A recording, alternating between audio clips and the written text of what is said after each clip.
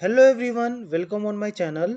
आज के वीडियो में हम डाइजेस्टिव सिस्टम यानी कि पाचन तंत्र को पढ़ेंगे और पाचन तंत्र को हम 3 से 4 वीडियो में कवर करेंगे, क्योंकि इसमें जो है मैं आपको पूरे डिटेल में बताऊंगा डाइजेस्टिव सिस्टम, ताकि एग्जाम में कोई भी क्वेश्चन आपसे ना छूटे। और ये जो है पाचन तंत्र का पहला पार्ट है और इससे रिलेटेड जो पीडीएफ है वो डिस्क्रिप्शन में मैं डाल दूंगा, आप वहाँ से डाउनलोड कर लीजिएगा। तो बिना देर किए हम वीडियो को स्टार्ट करते हैं और हम समझते हैं डाइजेस्टिव सिस्टम यानी कि पाचन तंत्र क्या होता है। तो जो भी आप भोजन खाते हैं वो छोटे छोटे भागों में तोड़ दिया जाता है, जिससे आपको ऊर्जा मिलती है। और जो ये भोजन को छोटे छोटे भागों में तोड़ा जाता है और जिससे आपको एनर्जी मिलती है, इसे जो है डाइजेशन कहा जाता है, यानी कि इसे पाचन कहा जाता है। कहते हैं ना कि खाना पच गया। खाना पचने का मतलब यही हुआ कि जो खाना आपने खाया वो खाना छोटे छोटे भागों में टूट गया, उससे आपको ऊर्जा मिल गई, आपको एनर्जी मिल गई, और जो उसका वेस्ट प्रोडक्ट है वो क्या हो गया, बाहर आ गया।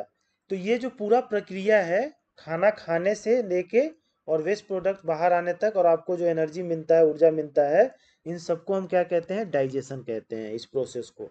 और जितने भी अंग यानी जितने भी ऑर्गन्स इस डाइजेशन प्रक्रिया में भाग लेते हैं, यानी इस पाचन प्रक्रिया में भाग लेते हैं, उन सबको मिलाकर हम क्या कहते हैं, पाचन तंत्र कहते हैं, यानी कि डाइजेस्टिव सिस्टम कहते हैं। तो होप आपको ये समझ में आ गया होगा। मैं फिर से समझा देता हूँ एक बार। भोजन आपने खाया, इसको छोटे छोटे टुकड़ों में जो है वो कन्वर्ट किया गया, जिससे आपको क्या मिली, एनर्जी मिली, यानी कि आपको ऊर्जा मिली, और उसके बाद जो है वेस्ट प्रोडक्ट बाहर आ गया। ठीक। तो ये जो प्रक्रिया है पूरा, इसे हम क्या कहते हैं, इसको हम कहते हैं डाइजेशन। और जितने भी ऑर्गन्स, जितने भी अंग इस डाइजेशन में भाग लेते हैं, उसे हम डाइजेस्टिव सिस्टम यानी कि पाचन तंत्र कहते हैं। और इसमें एक चीज देखिए, सेल जो होते हैं कोशिकाओं से मिलकर, कोशिका जब मिलती है तो क्या बनता है, टिश्यू बनता है। ठीक। टिश्यू मतलब उत्तक बनता है। और जब टिश्यूज मिलती हैं तो ऑर्गन बनता है। और जब ऑर्गन्स मिलते हैं तो क्या होता है, ऑर्गन सिस्टम बनता है। ऐसे समझिए कि मान लीजिए कि ये ईंट है, सेल। ईंट जब मिलता है तो क्या बनता है, दीवार बनता है। तो टिश्यू क्या हो गया, दीवार हो गया। और जब दीवार मिल जाता है तो ऑर्गन, यानी कि ये एक कमरा बन गया। ठीक। और बहुत सारे जब कमरे बन जाते हैं तो फिर क्या हो जाता है, घर बन जाता है। तो ऑर्गन सिस्टम जो है वो क्या हो गया, एक आपका घर है। अब हम देखते हैं डाइजेस्टिव सिस्टम के जो है 2 पार्ट हैं। एक है आपका फूड पाइप यानी कि आहार नाल, और दूसरा है आपका डाइजेस्टिव ग्लैंड, पाचन ग्रंथि। ये मिलकर जो है खाने को छोटे छोटे भागों में तोड़ते हैं, जिससे आपको एनर्जी मिलती है। तो हम जो है इन सब के बारे में डिटेल में पढ़ेंगे।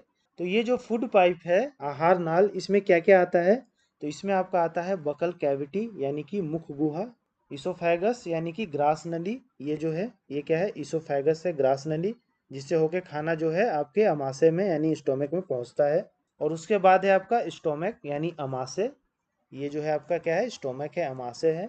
और फिर है स्मॉल इंटेस्टाइन यानी छोटी आंत, ये सारा स्मॉल इंटेस्टाइन का एरिया है। और लार्ज इंटेस्टाइन यानी बड़ी आंत, ये जो है क्या है, बड़ी आंत है। ठीक। तो ये सब मिलकर जो है ये क्या बनाते हैं, फूड पाइप बनाते हैं, आहार नाल बनाते हैं। और ये जो और ये सभी जो हैं आपके पाचन तंत्र का हिस्सा हैं। उसके बाद है आपका डाइजेस्टिव ग्लैंड यानी कि पाचन ग्रंथि।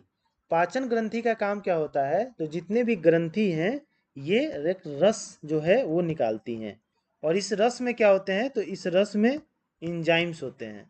और ये जो इंजाइम्स हैं ये खाने को पचाने का काम करते हैं।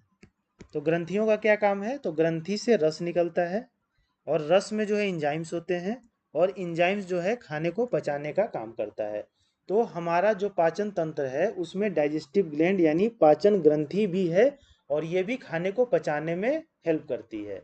तो कौन कौन से डाइजेस्टिव ग्लैंड है, पाचन ग्रंथि है, तो वो है सैलिवरी ग्लैंड यानी कि लार ग्रंथि, पैनक्रियाज यानी कि अग्नाशय, लीवर यकृत, इंटेस्टिनल ग्लैंड यानी कि आंत्र ग्रंथि, गैस्ट्रिक ग्लैंड, अरे गैस्ट्रिक ग्रंथि। ये सारे जो है डाइजेस्टिव ग्लैंड हैं, पाचन ग्रंथि हैं, जो क्या करती हैं, रस निकालती हैं, और उस रस में एंजाइम्स होते हैं, और खाने को ये पचाने में मदद करते हैं, और ये पाचन तंत्र का हिस्सा है। तो पाचन तंत्र में 2 पार्ट हैं, एक तो फूड पाइप जो आपका बकल कैविटी से स्टार्ट होते हुए एसोफेगस जाते हुए स्टोमक में जाता है, उसके बाद स्मॉल इंटेस्टाइन, लार्ज इंटेस्टाइन, ये सारे जो हैं फूड पाइप का हिस्सा हैं। और उसके बाद डाइजेस्टिव ग्लैंड में salivary gland, pancreas, liver, intestinal gland और गैस्ट्रिक ग्लैंड, ये सारे जो है आपके पाचन ग्रंथि हैं और ये सब मिलके पाचन तंत्र बनाते हैं और खाने को पचाने का काम करते हैं। इस पिक्चर में देखिए सारे जो ग्लैंड्स हैं वो कहाँ कहाँ पे है। सेलेवरी ग्लैंड्स आपके यहाँ पे मुंह पे होता है, ये देखिए गैस्ट्रिक ग्लैंड्स आपके स्टोमक में, पैनक्रियाज जो है यहाँ होता है, और इंटेस्टिनल ग्लैंड आपके इंटेस्टाइन, और लीवर जो है ये आपका है। ठीक, आगे बढ़ते हैं हम, और अब हम पढ़ते हैं सेलेवरी ग्लैंड के बारे में, यानी कि लार ग्रंथि के बारे में। जितने भी पाचन तंत्र के पार्ट्स हैं सबको हम एक एक करके डिटेल में पढ़ेंगे। तो सेलेवरी ग्लैंड हम पहले पढ़ लेते हैं, लार ग्रंथि। तो इसमें जो है 3 ग्लैंड होते हैं लार ग्रंथि में। कौन कौन से? तो एक है पैरोटिड ग्लैंड, सबलिंगुअल ग्लैंड और सब मैंडिबुलर ग्लैंड। ये 3 ग्लैंड जो हैं ये लार ग्रंथि के पार्ट हैं। और इनका पोजीशन देखिए, ये जो है बड़ा वाला ये है पैरोटिड ग्लैंड, ये जो है यहाँ पे छोटा सा ये है सब लिंगुअल ग्लैंड, और ये जो है ये क्या है?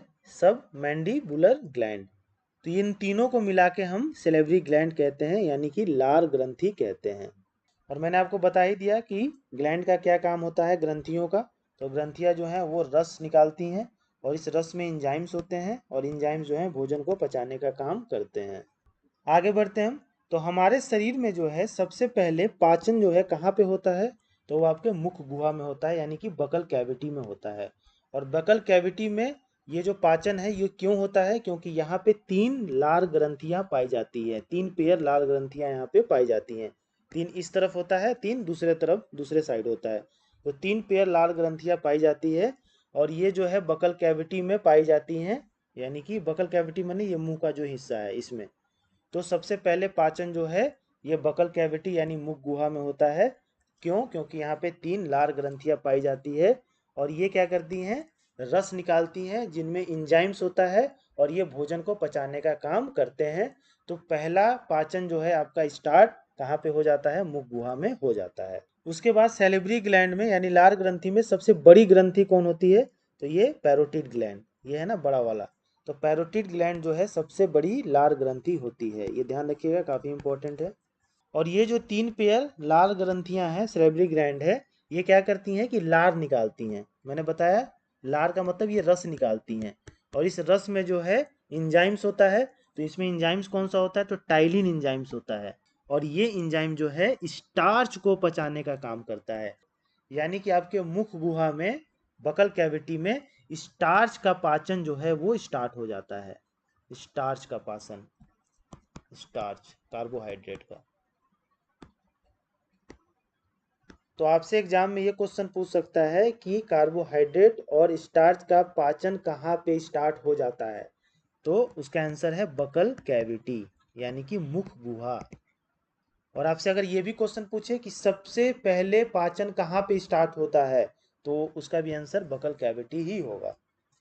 और ये जो टाइनिन एंजाइम है ये क्या करता है? स्टार्च को माल्टोज में कन्वर्ट करता है। और मुख गुहा में यानी बकल कैविटी में जो है 30% ही स्टार्च का पाचन होता है, बाकी 70% जो है स्टार्च का पाचन या कार्बोहाइड्रेट का पाचन कहाँ पे होता है? तो वो स्मॉल इंटेस्टाइन में होता है, यानी कि छोटी आंत में होता है।